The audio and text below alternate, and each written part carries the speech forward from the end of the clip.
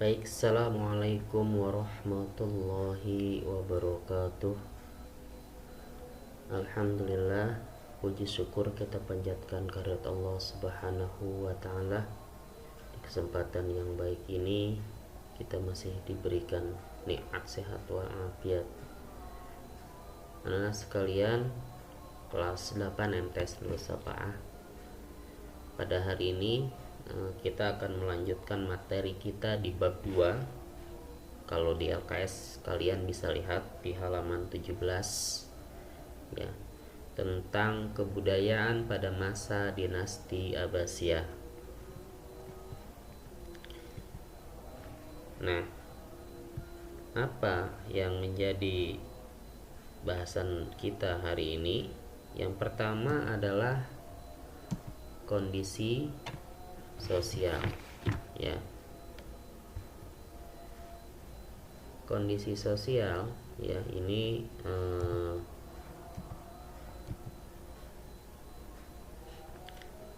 keadaan ya masyarakat pada masa dinasti Abbasiyah. Ini sederhananya. Ada apa yang pertama ya?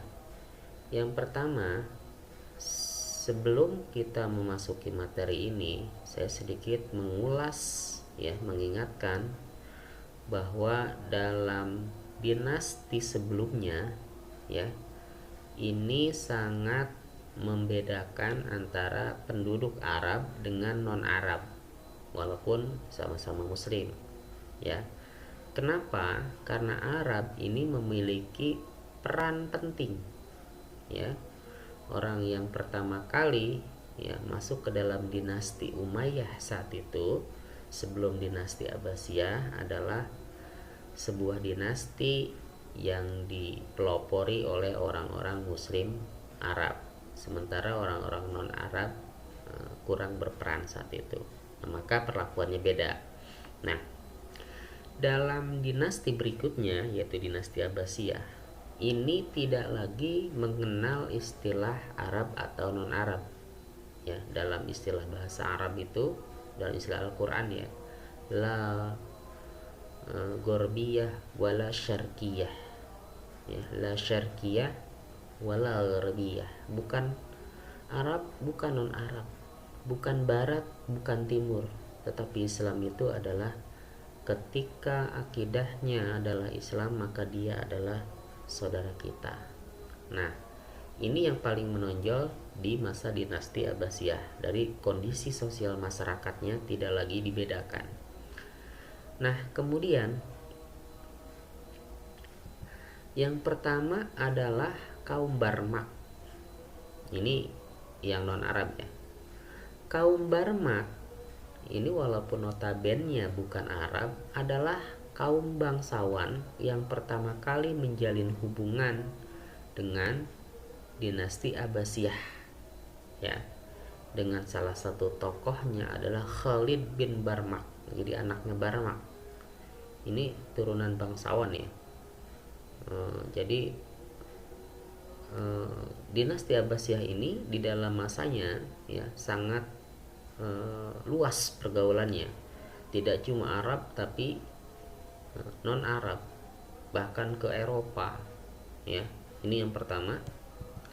Kemudian yang kedua ya, belum kedua, masih kaum Barmak ini juga adalah keluarga bangsawan ya, yang sangat terhormat di wilayah Persia.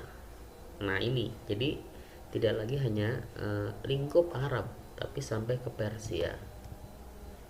Nah, setelah Barmak ada dinasti Buaihiyah ya.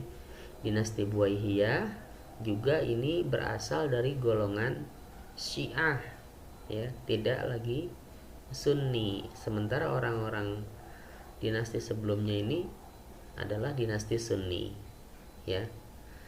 Kemudian berasal dari suku Dailami, putra keturunan Buaih ya, yang diakui sebagai sultan ya oleh khalifah dinasti Abbasiyah. Nah, inilah ya suku yang juga mendukung dan hubungan ya baik dengan dinasti Abbasiyah, yaitu namanya dinasti Buwaihiyah. Yang ketiga adalah dinasti Saljuk. Ya. Selain kaum Barmak, dinasti Buwaihiyah, ada juga dinasti Saljuk. Mereka ini berperan mengendalikan pemerintahan Baghdad. Ya. Sementara khalifah hanya sebagai boneka. Nah, inilah Bani Saljuk ya, yang beraliran Sunni. Ya. Jadi meskipun ya orang-orang, kaum, suku yang mendukung pemerintahan Bani Abbasiyah ini ya tidak hanya sekedar Arab, tidak hanya sekedar Sunni ya, tetapi sistem pemerintahan yang digunakan ini dikendalikan oleh orang-orang Sunni ya, dengan istilahnya ya dinasti Saljuk. Ya, ini ya uraian singkat yang mungkin Bapak sampaikan pada kesempatan hari ini. Jadi simpulannya adalah ya, dalam kebudayaan pada masa dinasti Abbasiyah ini, yang pertama adalah kondisi sosial, jadi keadaan masyarakat. Yang pertama, masyarakat Indonesia masyarakat dinasti Abbasiyah ini tidak mengenal Arab atau non Arab, yaitu dengan berhubungan dengan kaum Barmak.